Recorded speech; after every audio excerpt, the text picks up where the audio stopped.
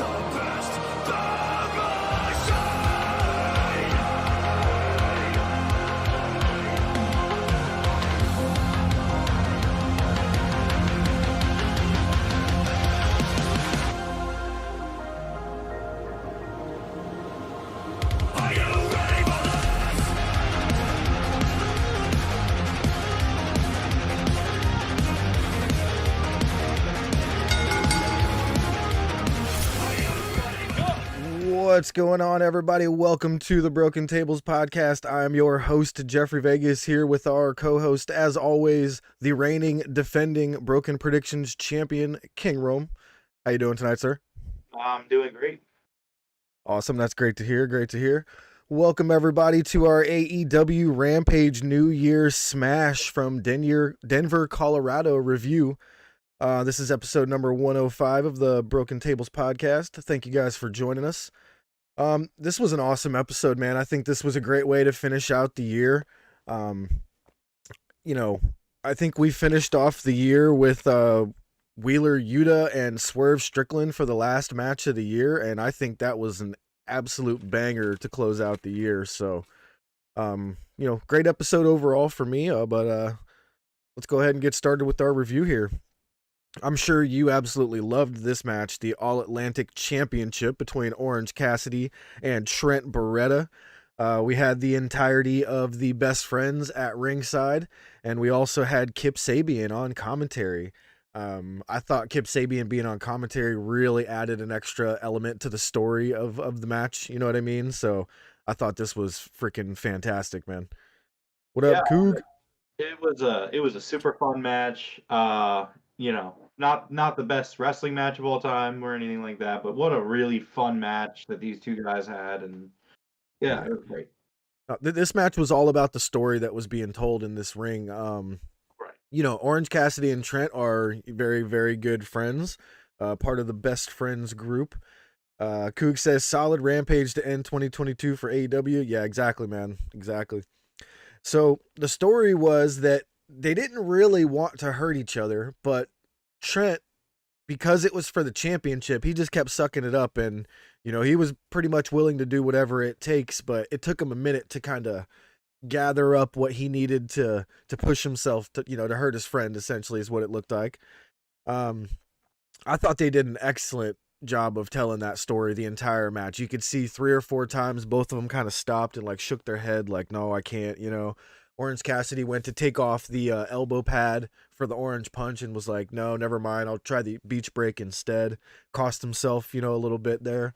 This was excellent storytelling by both guys. Yeah, completely agree. You kind of knocked it out of the park on that one. The storytelling is just excellent, of two friends who both want to win the title, both want the match. They both want to win the match, and just having them go back and forth, and it slowly escalate. The Trent spot where Trent goes to spear Cassidy, and Cassidy jumps over him, dude. And Trent just spears the barricade. I was like, oh my god, that spot was nasty. Trent speared that barricade. I mean, full force. The top of his head hit that barricade. There's no question about it. That was one of my favorite spots in the match. I actually wrote that one down. Yeah, but other than that, they really had a lot of fun with this match. They did a lot of fun things with it, between getting Chuck Taylor involved with both guys.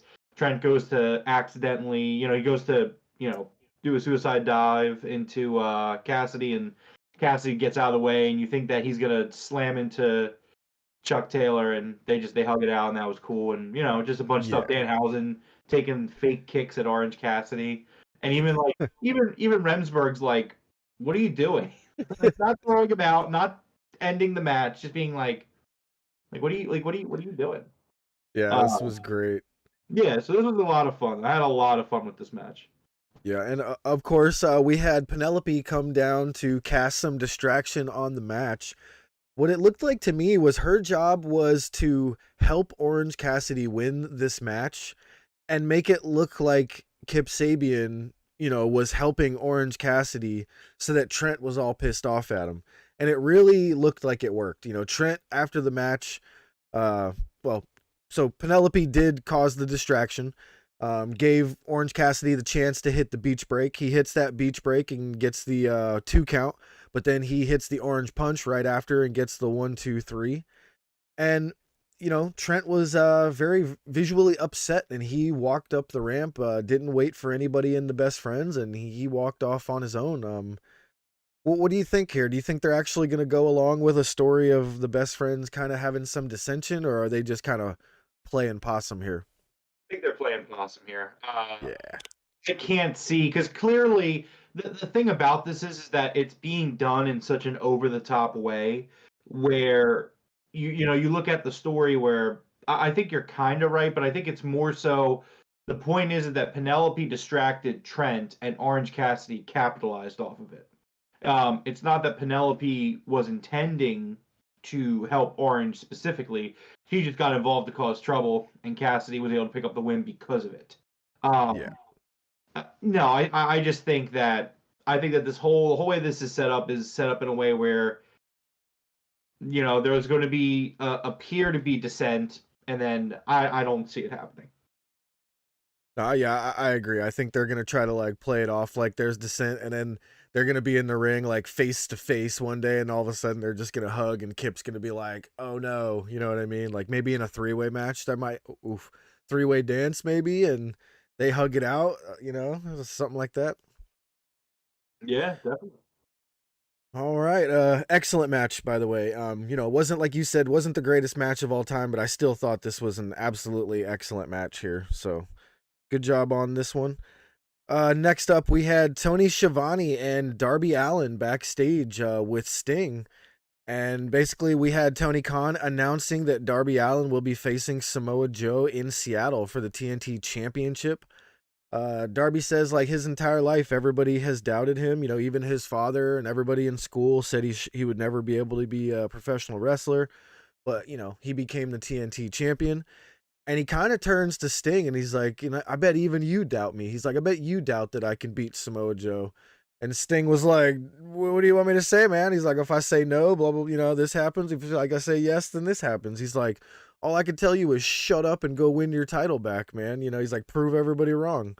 And I thought this promo from Sting was freaking awesome. I was like, yeah, Sting still got it on the mic too, man.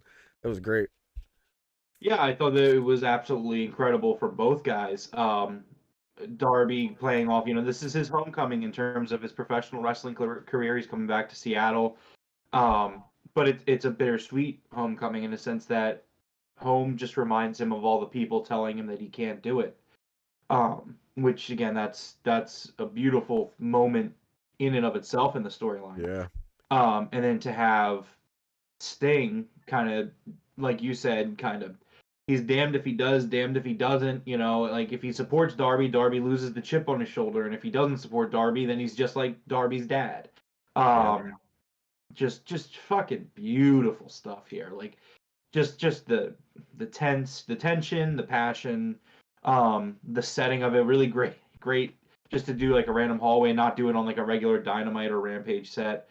The natural feeling of catching Darby off guard just with his thoughts, because they're exiting like a room. I guess their dressing room, and Tony's just there. This was just fucking incredible. This was so good. Yeah, Sting's promo it was shocking to me. I was like, man, he's still got it, if not better than I think I've ever heard him. So that was awesome. Next up we had Kip Sabian versus I think they said Atiba. Was it Atiba or Ativa? I couldn't tell. Did not get his name. This is the Yeah, they didn't even announce him. They didn't even. I think they said his name once. yeah. Excalibur said it once, and I couldn't find it when I tried to rewind. But I think it was Atiba with a B. But Kip squashed this guy within seconds. Hit him with a coup de grace. Got the win. You know, was what it was. What's up, Coach Nick? What up, Coach? Yeah, I don't know. I mean, like, I'm usually not one to kind of give squash matches a hard time, but I really felt like this was probably one of the more unnecessary squash matches. I mean, obviously we have a match Yeah. announced for next week, which we'll talk about, but I was just kind of sitting here like this match went 15 seconds. Like, I don't know. It's not important because it's 15 seconds, but I was like, why did they do this squash match? Like, it just I know. kind It of was weird because Kip was on commentary and he right. just gets up off of commentary and walks past Orange Cassidy, doesn't even look at him, just dances past him because Orange Cassidy's music was still playing. Jane was still playing. Right. He got to the ring and I was like, what's he doing going to the ring? Is he just going to cut some sort of promo to the audience while we're at commercial? But we come back and he's in the ring for a match after a bunch of little segments there. I was kind of confused. It was weird. Yeah, it was definitely a little weird. And the speed of the squash match, I'm wondering if they were like, you know what, you're already going to be out there for commentary. Let's just have you go straight to the ring for a match. It'll save some time. And I was like, okay. Well, I mean, the other thing that could be an issue was Fightful Select reported this morning that the terrible weather in the Buffalo area prevented a lot of talent from making it to the show that were supposed to be on the show. Okay. Britt Baker, Saraya, Eddie Kingston, Daniel Garcia, and pretty much any of the other talent who would have worked like the elevation tapings during like that are from Buffalo, probably like Butcher, Blade, like none of them were there, and they couldn't make it there because of travel. So I mean, they probably just were just like we need to fill a minute, we need to fill a few minutes. Just it is what it is. It's fine. Yeah, makes sense. All right, next up, we had a backstage interview with Lexi Nair and Preston Vance. Excuse me, Pero Pelagroso. The new name for Mr. Preston Vance. What do you think of Preston's new name, Pero Pelagroso? I don't know if they're being serious or that this is kind of like a joke because like I don't know, like he's still like going as Preston Vance, like his Twitter is still Preston Vance. He tweeted this promo during Rampage or a little bit after, and like his Twitter is still Preston Vance. And just I don't know, it just seemed really out of place. I don't know if the name means anything in Spanish. I don't know. I actually didn't look it up. I know it means something because Roosh uses Pero in his promos all the time. I'm sure it means something. Hopefully somebody in chat can tell us what it means. Coach, Google that shit for us, please. I was gonna say the Coug could probably talk dangerous dog. Okay. Thanks, Coug. Yeah, I was gonna say. I was about to say. Well, you don't have to ask Coach. The Coug is literally here. Okay. I mean, that's cool. I like it. It caught me off guard. I think that was my initial reaction. Was like, oh, all right, kind of weird. Yeah, the whole promo was a little off for me. He was speaking a little too softly for a bad guy. You know, I kind of want him to be like angry and being a dick like Roosh is. I liked his bullet points, if that makes sense. Yeah.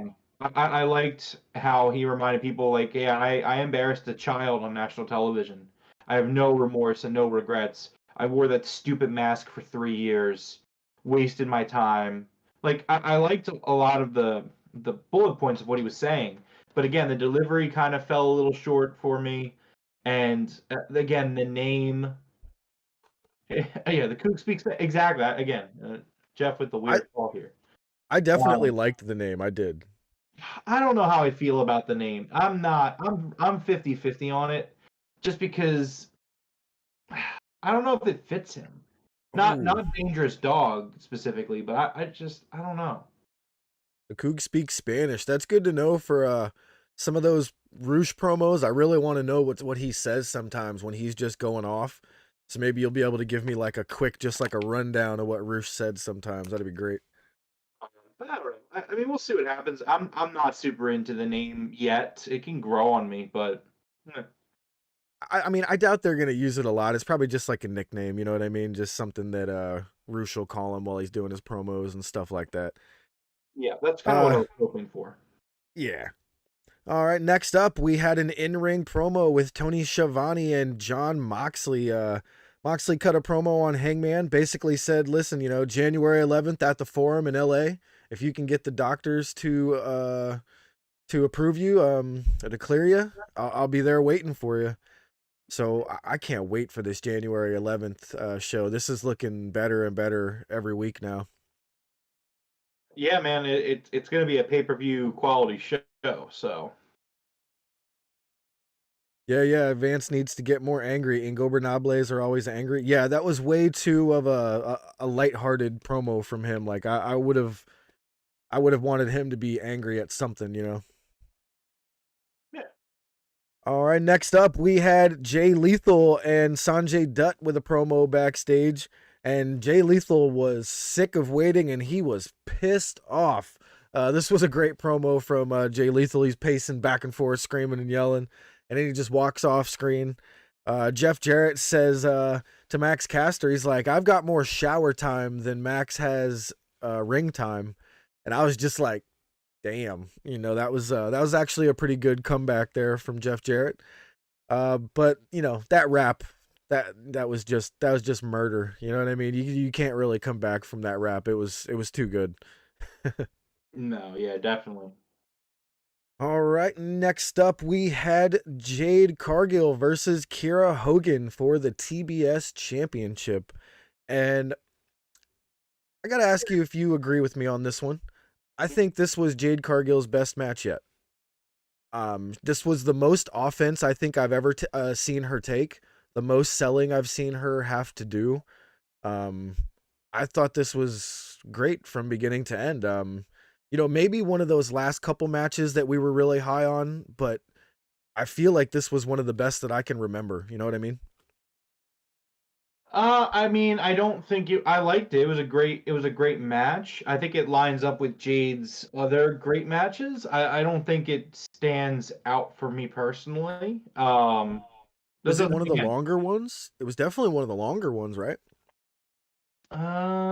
Maybe it went a commercial break, so that's good. Yeah, they did go right to one, didn't they? Okay. Yeah, I think a good chunk of it was behind picture in picture. It wasn't a bad match. It was a good match. I don't know. I think it lines up with about where she's at right now, and that's not bad. That's really good. Yeah, absolutely not. I thought it was great. I thought it was tremendous. So yeah, well, Kiera Hogan looked very good too. I didn't see any botches from either girl here. I thought this was fantastic. Kiera Hogan kicks out of the pump kick. I think that might have been the first time I've seen anyone kick out of the pump kick there. Jade looks shocked. Go ahead. Now, I want to say this, and the Coug literally just commented this as I was about to say it. While I don't know if I agree with your sentiment for Jade, I will say that this is Kiera Hogan's best match in AEW. For sure. Honestly, I feel like she might feel like she's got her back against the wall due to maybe incoming talent that could push her out. Just because you have to pick one of them because there is issues between them. So, yeah. I mean, that could be where this came from, but I mean, this was definitely Kiera Hogan's best work in AEW to date. Yeah, I completely agree with that one. There was a interesting spot on the outside where Lacey Gray was holding on to Kiera Hogan, and Jade was about to slap her, and Red Velvet caught Jade's hand and stopped her from slapping her. This could go a couple of different ways. You could just say, okay, she betrayed Jade, right? Or she could be like, no, if you had slapped her, the referee was standing there watching. You were going to get disqualified right there. You would have lost the match. So she technically saved Jade from losing a match by disqualification right there. No, because number one, the referees in AEW have always had referees' discretion. They will try to avoid having title matches end in um, nefarious ways, if that makes sense. Uh-huh. Also, I don't think it would have been a DQ because Jade hit her. Um, Well, she was looking right at her name's Lacey Gray, right? Or Layla Gray. Layla Gray. There we go. Layla Gray. Sorry. Mhm. She was looking right at Layla while Layla was holding her. So I was think she was kind of like, don't don't touch her, don't do No, anything. Like that I was don't not. know. But I feel like they could go that direction if they wanted to. She could be like, I saved you from getting disqualified. What do you mean? You No, know? based off the match that they have announced for next week, they definitely are going that way. But Yeah, it's true. no, that clearly, and they teased it earlier that a few weeks ago, since Red Velvet came back, her and Jade haven't been on the same page. So it seems like her and Kiera Hogan are both out of the baddies. It seems. Yeah. But no, the intention was definitely more so Red Velvet. No, I'm not helping Jade anymore. I'm done with this. Yeah, I got you. All right, so this was really good here. Kiera Hogan got a lot of offense in. She actually was putting in offense all the way until the finish, where Jade got a nice reversal into the Jaded. I called it the Jaded out of nowhere because Jade was kind of definitely on the ropes. You know what I mean? She had just taken a pin, a 2 count, and she hopped up and kind of just hit the Jaded out of nowhere. So I actually really liked the finish here. Jade was kind of put on the ropes and in a bad spot. The most offense I've seen her take in a while.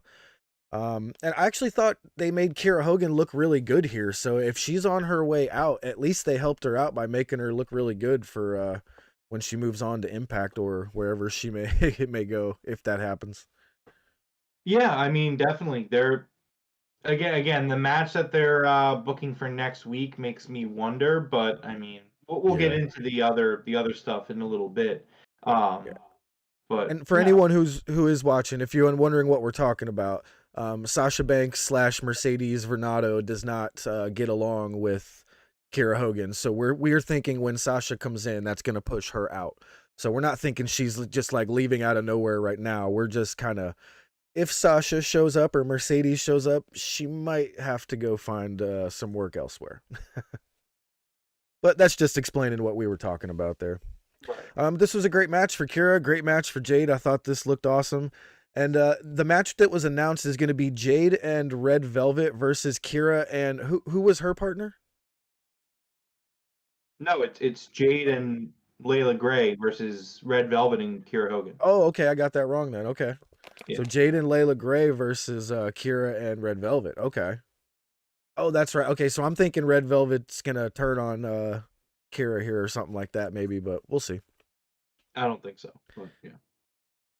All right, I guess Red Velvet might be Jade's next contender if this is all heading the direction it looks like it is.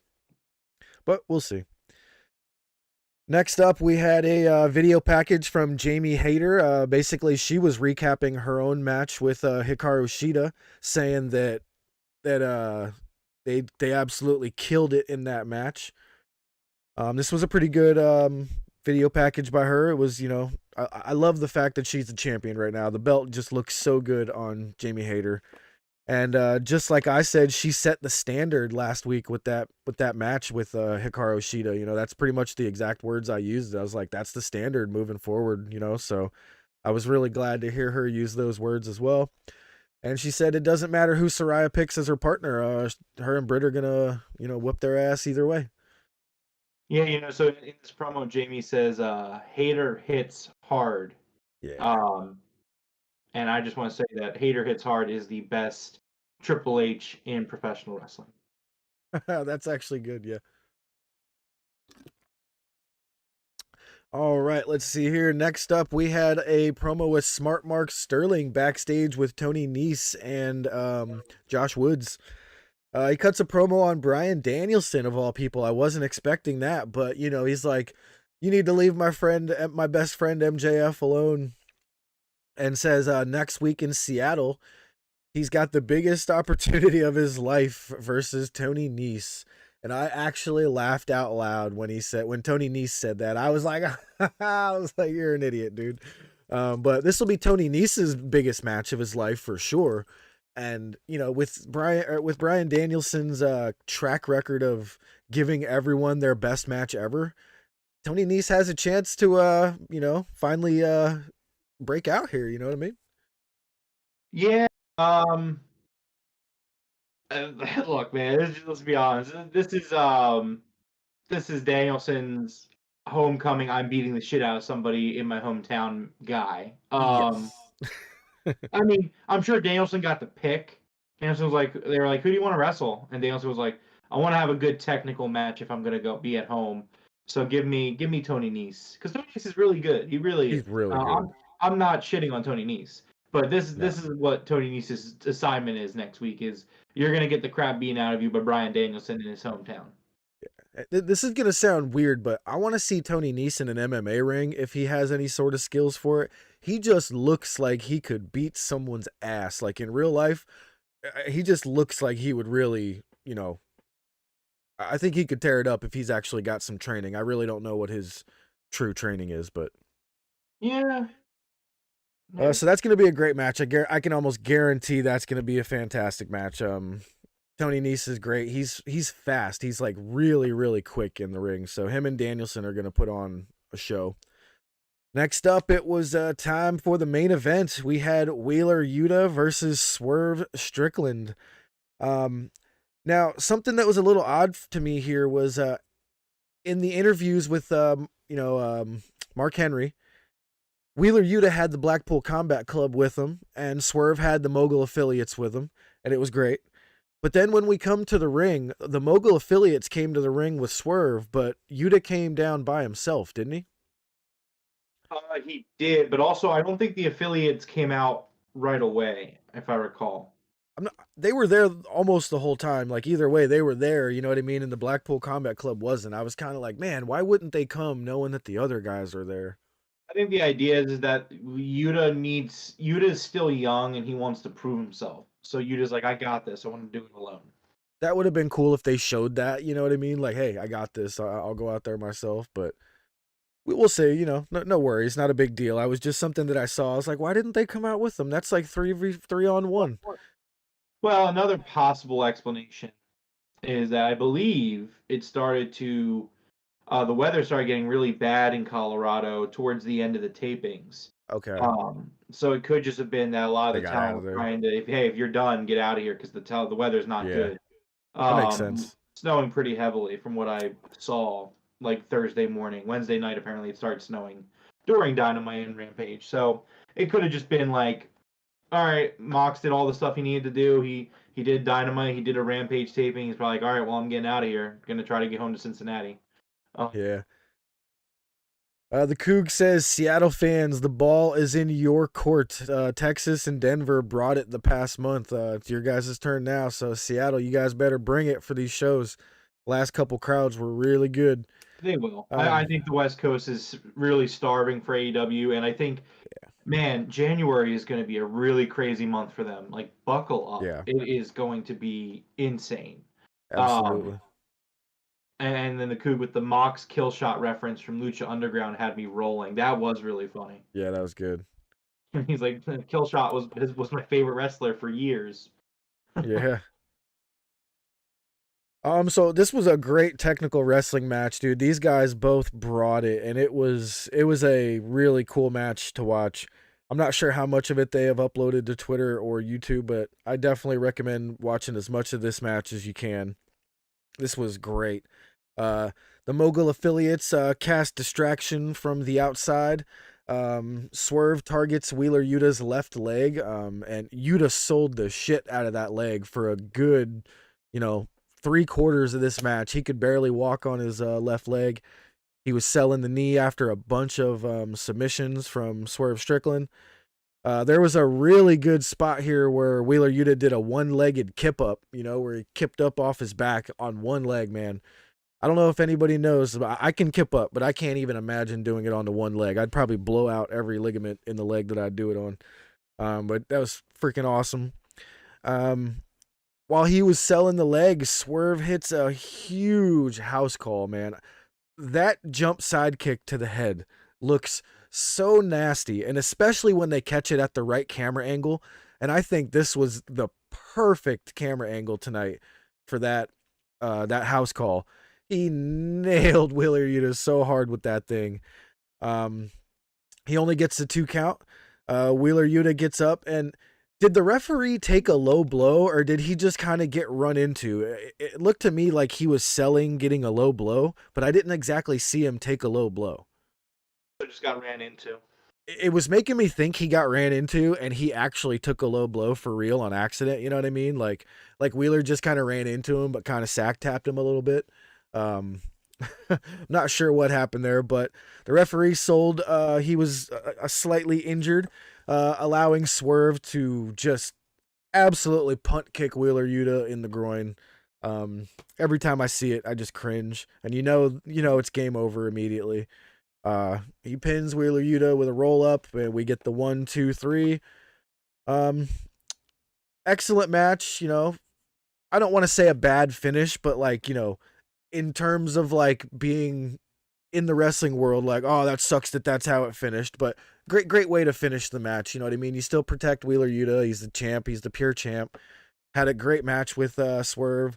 Sneaky Swerve. Just he won the match the only way he can by cheating. You know what I mean? It's great. It was fantastic professional wrestling. Yeah, just an absolute killer match. It was awesome. Great way to finish out the show, finish out the year. Announced just now on Twitter. I have the rest of the card for Wednesday, but on Wednesday in his hometown, Swerve Strickland will face AR Fox. Woo! That's gonna be sweet. Any other announcements while we've been on the air? No, nothing yet. I just happened to look down and I saw the notification. And yeah, Swerve cuts a promo. I'll watch the promo after the show after we wrap up. But apparently he wants to face somebody that he has a history with, and that would be AR Fox, which, as we've discussed previously on the Broken Tables podcast, AR Fox and Swerve Strickland had a bout in Lucha Underground, which also kind of goes hand in hand with the kill shot reference tonight. So that's gonna be insane. Do you have any updates on the card for Wednesday the 4th, I believe? Is that what it is? Yeah, so I do have the card. Give me 1 second. Here we go. Yeah, no worries. All right. Can't wait. That match is going to be insane. AR Fox versus Swerve. Oh my god, that's going to be so good. Yeah, man. So, all right, here we go. This Wednesday, January 4th, AEW is doing its first show in Seattle, their Washington State debut. And a lot of their hometown crowd, their hometown guys are having matches. First up, we have for the TNT Championship, Samoa Joe versus Darby Allin. And you got to think I think Darby Allin's winning this one. Absolutely. I really think he's going to win this one. We have the AEW World Tag Team Championship. The Acclaimed are defending their titles against Jeff Jarrett and Jay Lethal. MJF, and this is the words of the card itself. MJF is contractually obligated to appear live in Seattle. I saw that. Bryan Danielson will be taking on Tony Nese. Jade Cargill and Red Velvet. Wait. Oh. Never mind. I misread the card earlier. Sky Blue, isn't it? And Red Velvet versus Kiera, Hogan, and Sky Blue.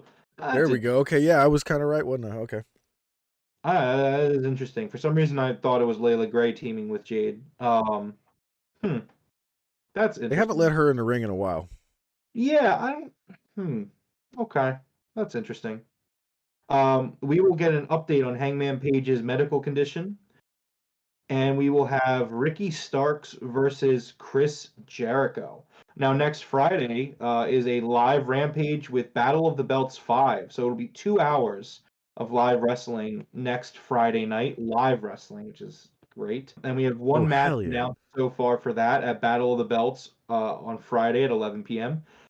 It will be Orange Cassidy versus Kip Sabian for the All-Atlantic Championship. And then for the January 11th Kia Forum show, which it's going to be a pay-per-view quality show. We have 2 matches that got officially the card treatment tonight. Jamie Hayter and Dr. Britt Baker DMD versus Saraya and a mystery partner. And Jeff, when I tell you wrestling Twitter has been like dialing in on this silhouette. I saw that. People are just like going crazy. Now, during this card where they're talking about this match, Excalibur makes it very clear that they will be trying to find out more about Saraya's partner on this Wednesday's show. This Wednesday's show is after January 1st.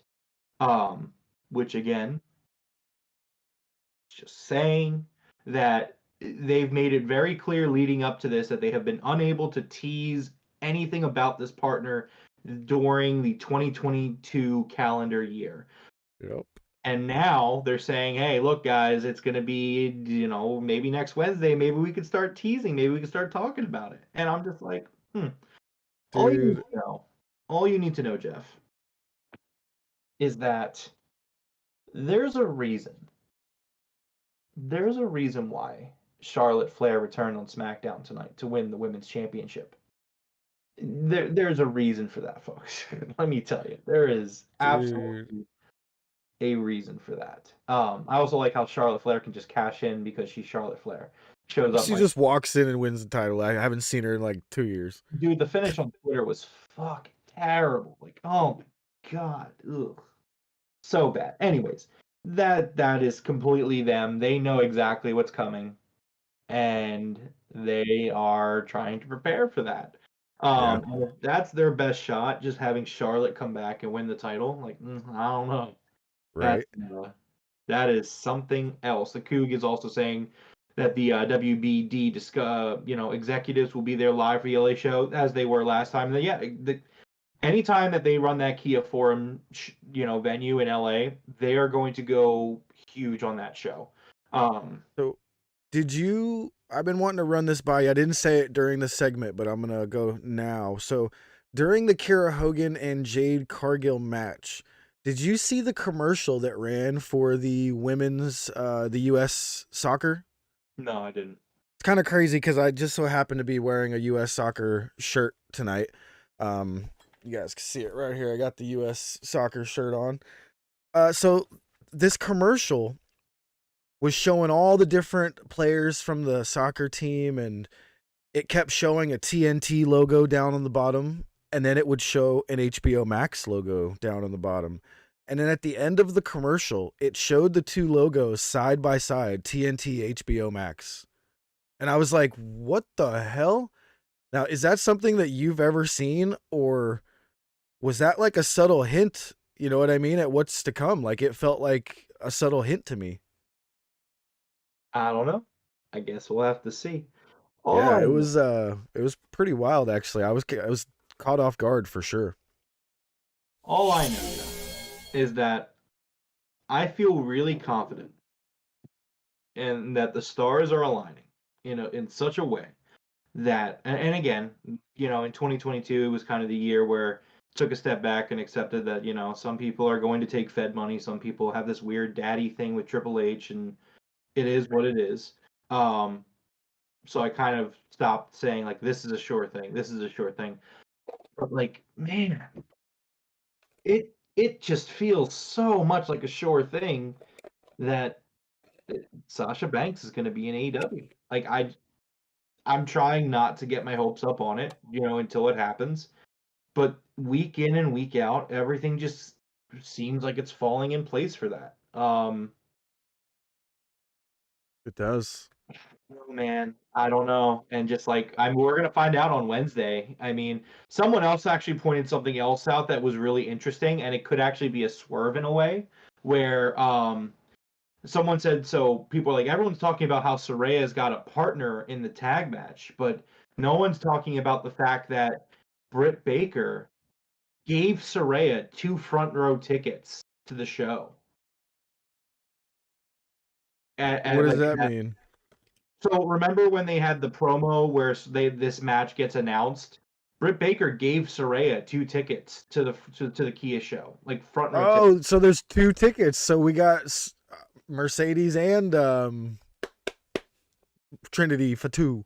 So that's some speculation that's kind of popped up where it's like, what if what if it's not, Sasha in the match itself, but like Yeah, it could be Trinity as well. Naomi is who I'm speaking of. She goes by Trinity Fatu on I think Twitter and Instagram. yeah, so I thought this was a really interesting theory because I hadn't thought about this where it's like, yeah, those tickets are a thing. She gave Saraya the 2 tickets. I mean, the tickets don't just disappear, because Saraya is actually going to wrestle on the show. That's crazy. I would love to see it be Naomi and just have Sasha sitting in the audience or something. And that's what I'm saying. Like, if it isn't like, I don't know, man. Technically there's 3 possibilities here.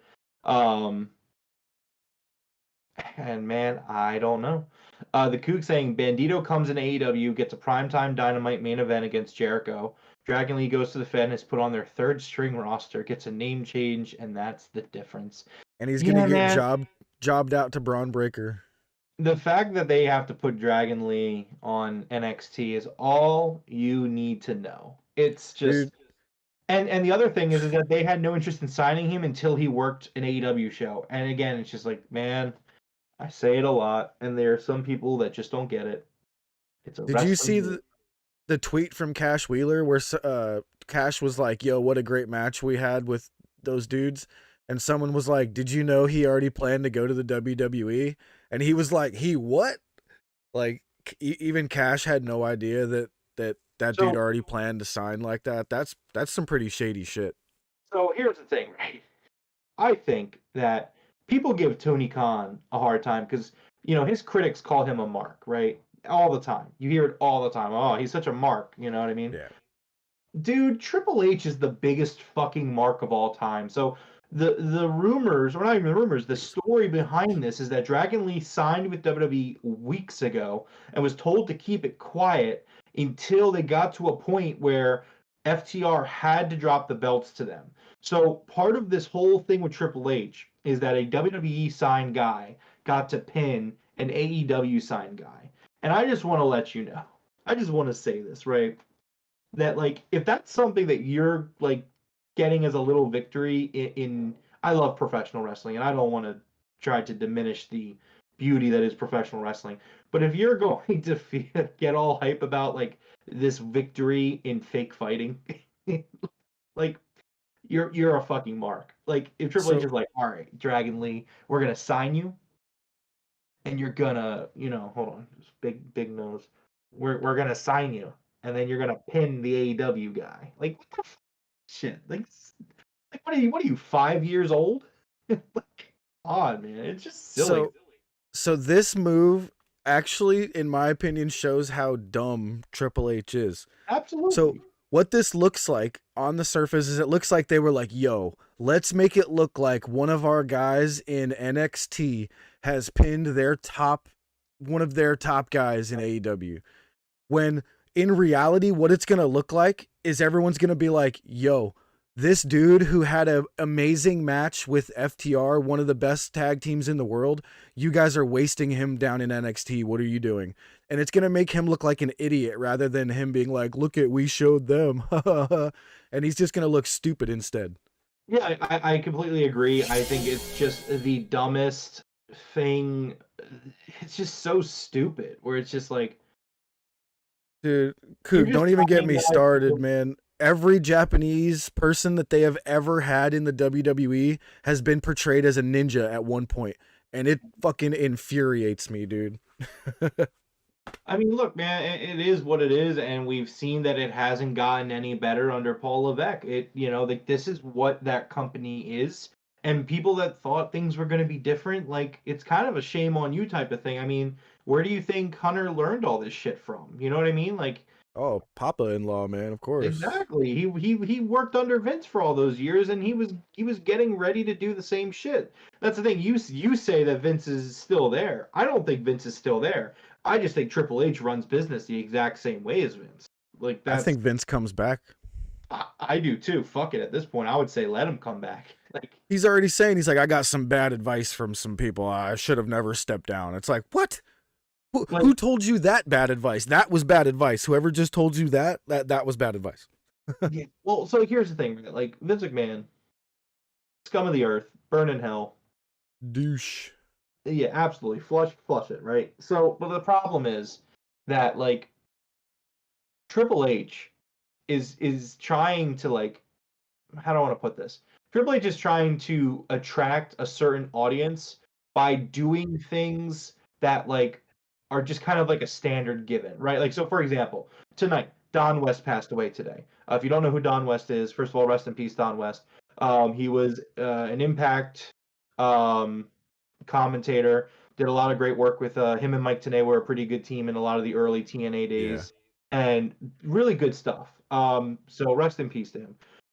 But you know, of course, Michael Cole does the shout out for him, which again, great gesture. But like, it just doesn't feel genuine. I when I caught it on Twitter, I was like, it just felt like they were doing it for the sake of the clout of doing it. Like because AEW got their graphic in, you know, on Twitter today and before the show, and a lot of the wrestling world was reacting to the news. And I just felt like Triple H was like, all right, Cole, during this random match, just go ahead and just say something real quick in the first 10 seconds of a match. Like, it just doesn't feel genuine. Like, they just, when they say wrestler now, it's like, what do you want, a cookie? Like, okay, you've said wrestler. Oh, you said PWG. Okay. So that's nice, I guess. Like, you're name dropping. Yeah. And it's meant to be in a way where it's clout chasing. Like it's just very clearly, and like you know me, we've talked about it a lot on the show. I don't like clout chasers. I think it's generally not a good look, especially when the status quo shifts and you're kind of caught having to, as you do, Jeff, flip flop. Not that you're a clout chaser, but you are a flip flopper. It's just not a good look, and just to see Hunter just trying to like chase that clout. It's not a good one. The only thing I flip flop, man, on who's the greatest wrestler on the planet between Bryan Danielson and Kenny Omega. They change my mind every month. So but yeah, so I mean, I bottom line is I think Sasha's going to AEW. I think that's kind of I'm really hoping so. I think that's a given. But so yeah, Vince McMahon and Jerry Jones are the same. Look, Coog, like I've said, I hope Jerry Jones lives to be 150. That's a great comparison. Wow. Oh yeah, they are very similar. I mean, that's definitely a fair thing to say. I got one thing for both of them. So thank you guys all for watching us tonight. Wow, everybody here. We got 10 viewers. Thank you guys very much. Please hit that like button for us. We always try to hit 10 likes per live stream. That would be great if everybody hit it right now. We would instantly have 10. So thank you guys very much. And the next time we will be on is for Monday night on the Game Room podcast. We'll have Rome on the hosting job there. I will be on the ones and twos, possibly co-hosting if we don't have someone else. I'm not too sure yet, but got something I wanted to show you here real quick, Rome. Speaking of gaming, so the wife got me a watch for Christmas, and it's a freaking Game Boy. Like, remember those old watches that were like calculators? This is just a mini Game Boy. It's so cool. That is really nice. I like that. I was like, oh my God, I love this thing. That's cool. How big is that? I'd say 2 inches. Yeah, it's about 2 inches by about 1.5. Like, okay. And it's, the buttons are pressable and everything. That's cool. Oh, snap. Here, let me go back to it. So if I press the movement buttons, it turns green. The other 2 buttons like sets an alarm. There's an alarm for one. The start and select don't press, but that's cool. You can light it up with the movement buttons. That is pretty cool. All right. Do you got anything else you want to add for tonight? No, I mean, we're pretty much covered. We're pretty good. I'm excited for next week. January is going to be a huge week or a huge month for AEW. So I mean, for sure. Yeah, again, buckle up. It's going to be really, really fun ride. Yeah, that's a great way to put it. Buckle up. 2023 is going to be amazing year for professional wrestling. For AEW, it's going to be Awesome. I can't wait, man. Yeah, definitely. What's our first pay-per-view? Is Revolution our first pay-per-view, or do we get one before that? Nope, Revolution, March 5th. All right, March. Man, that's a long ways away. I might have to just make a trip down there to the to your wing in the arena and bring you your Christmas present, man. Oh, yeah, definitely. It's all right. I've had it for a long ass time, so no worries. Yeah. All right. Well, go ahead and close us out. All right. Well, this has been episode 105 of the Broken Tables podcast. If you like this video, give us a like and a subscribe. Thank you to everyone hanging out with us here live. Shout out to the Coog and to the coach. Appreciate you guys spending your Friday nights with us. Once again, if you liked what you saw, this is our YouTube exclusive show. Hit that like and subscribe button to get our Rampage YouTube exclusive show. You can follow us at our social medias in the link below, or in the description below, excuse me. We go live following every single AEW Dynamite and Rampage pay-per-views as well. Monday night, the Game Room podcast. We will be going over the entire preview of 2023. While we talk about AEW being such a huge year for them, 2023 is also a fucking banger year for video games. So come hang out with us. We're gonna preview the year. And we don't even know everything yet, Jeff. You're gonna be sitting there on the 1s and 2s on Monday, like your jaw's gonna drop. Like, holy shit, this is all coming out in 2023. But until next time, see you guys then. Top guys out.